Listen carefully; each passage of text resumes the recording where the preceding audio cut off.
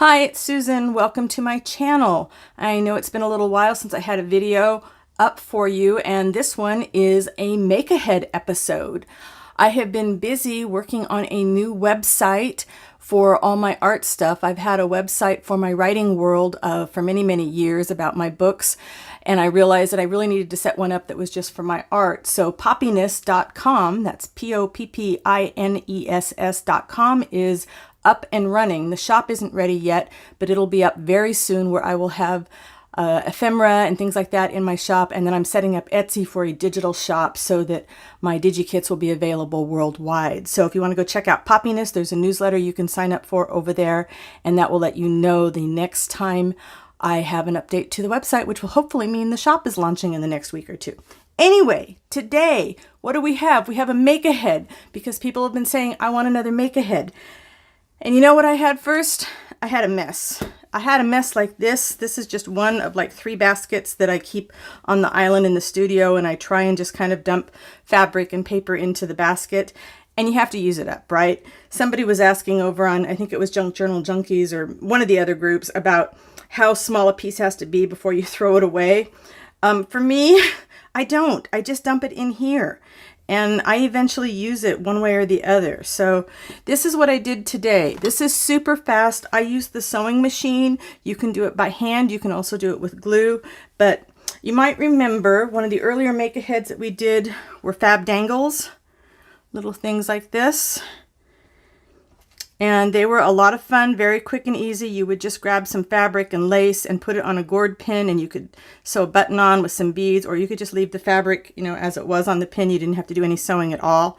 And I like that. That's a lot of fun, but it does add a little bit of bulk, and maybe you don't want to use that in everything that you're working on. So I got out my basket of scraps, and I sat down at the sewing machine, and I said, okay, let's just join some of these things together.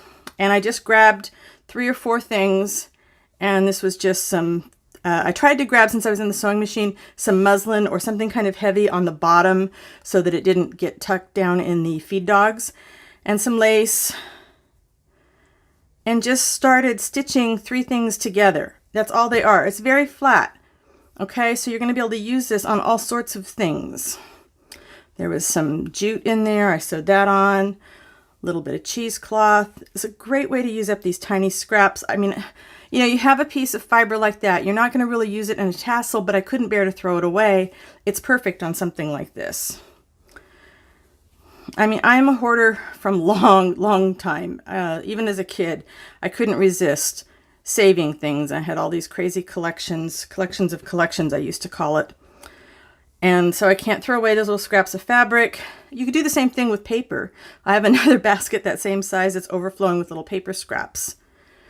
So then what do? You have all of these things sewn together. Oh, and you can just, you know, on the sewing machine, link them all together like that. I mean, that is so fast. And then you have them, like I said, they're ready to go. So that's one Make-Ahead, but you can apply it to another Make-Ahead. Mushroom Market was doing something like this, where she had the brown paper that came like packing material, and she sewed onto it, or she collaged onto it, and then she sewed around it. These, I didn't even bother with the sewing machine. I just did some glue stick, glued down a few pieces, and sewed around them. And then I did it on one big piece of paper, and then I just ripped the paper apart. You know, you could ink the edges of this paper. But these are some nice flat pieces that can then go on an envelope. They can go on another page. They can go on a larger collage. You can also, I did some on music paper. Love this. These are the ones that I did today. I just did that little fabric dangle. I guess I'm going to call it Fabdangles version 2 for me. And then because little pieces already sewn together, you could put it on your piece of paper and then put your picture on it and just glue it together. I just sewed the picture on, and I know everything's going to be nice and sturdy. Same thing here on some music paper. This was on a piece of newspaper that was lying around. Love the way that one came out. And then of course you could do it with larger pictures too. Take some book text in one of your larger pictures and either glue or sew that on, and you have another Make-Ahead and another level of readiness for you to use on a project.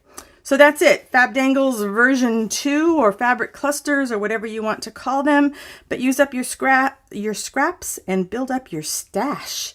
I will see you next time. Hopefully you'll go check out my new website, poppiness.com, and I will be back again with another make ahead real soon. Thanks so much for watching. Bye for now.